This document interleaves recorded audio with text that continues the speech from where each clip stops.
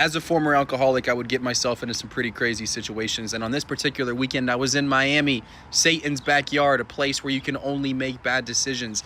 Me and my buddy pulled up Friday afternoon.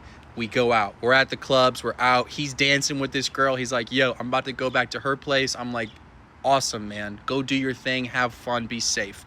20 minutes later, I'm getting ready to leave, and I meet this super cool Russian guy. I'm not going to tell you his name. We're going to call him Vlad. And Vlad and I chop it up for a good hour, hour and a half, hit a couple keys, having some vibes. And he's like, hey, tomorrow morning, I have boat. Come with. And I'm like, all right, dude. Like, I'd love to, man. Like, I'd love to come on your boat. That's sweet. Saturday morning, we wake up. I text him. Vlad's like, yes, I come pick you up very quick. I'm like, okay. So he comes, he picks up, being my buddy, and he goes, hey, I have to do quick business before we go to boat. And I'm like, dude, what does that even mean? Like, at this point, it's like 11 a.m. I've already taken some shots. We get in the car. He's already got some complimentary blow ready for us. I'm like, I love Vlad. Like, this guy rocks. And so we're driving to do business, and I go, Vlad, what do you do for work, man? He goes, very simple. I go to old people's house. I say, air conditioning no work. I charge them bunch of money to fix a air conditioner that was never broken. And I'm like, God damn, Vlad. You're straight up scamming people. You're scamming old folks. Like, I gotta respect the hustle. That's fucked up. But what am I gonna do? What am I gonna say to this scary Russian man who's being so nice to me? Right? So we get to this guy's house, and he goes, be right back. Paperwork. I'm like, all right, whatever. He goes in there.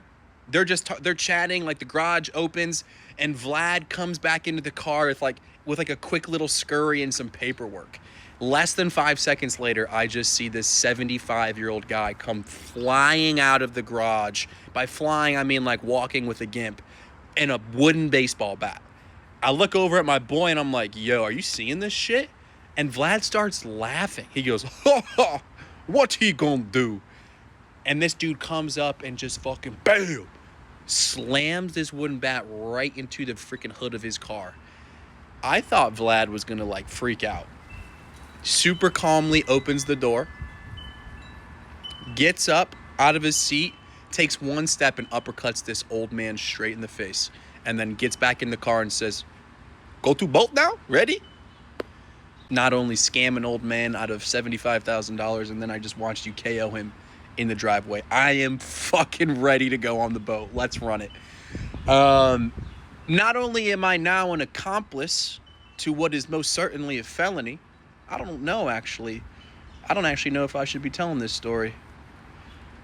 Let's just say the guy was all right eventually. I actually don't know that. I actually don't know. I hope he is, though.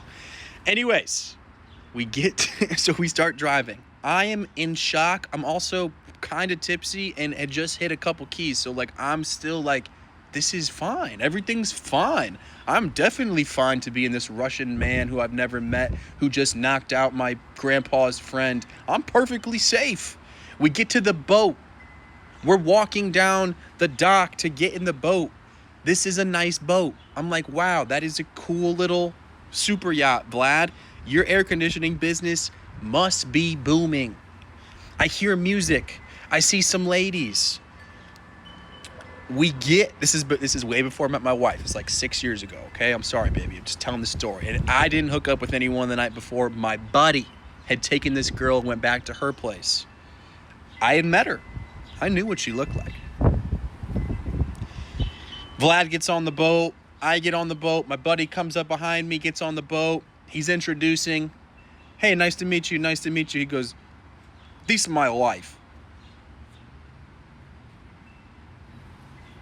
I look up. Same girl that my buddy had just went home with last night. And at that moment I did not know what to say or what to do. And I simply just looked at my buddy and was basically gave him like, hey, like, you're on your own on this one, man. I was kind of close with him, but I wasn't going to sacrifice myself. And I also wasn't going to snitch. So I just stopped. I just put my head down. He introduced himself. After like 30 seconds, Vlad goes, wait a minute. You are a guy that fucked my wife last night. He goes, if you want to again, there is bedroom downstairs. She love it. She love it. We had a great day. I didn't do it. He had a great day. I hung out with Vlad and did a couple more pumps, a couple more shots. We stayed for like 3 hours, cruised around Miami, and then I got the fuck out of there. Never to have seen or heard from him. I actually blocked him. I felt bad. We had a real connection. But the things that went on during that period of time are some things that I'm certainly not proud of. But when are you ever going to hear something like that again? And I'm definitely telling my kids that story. I'm not. I won't. But they'll reference this video in 20 years.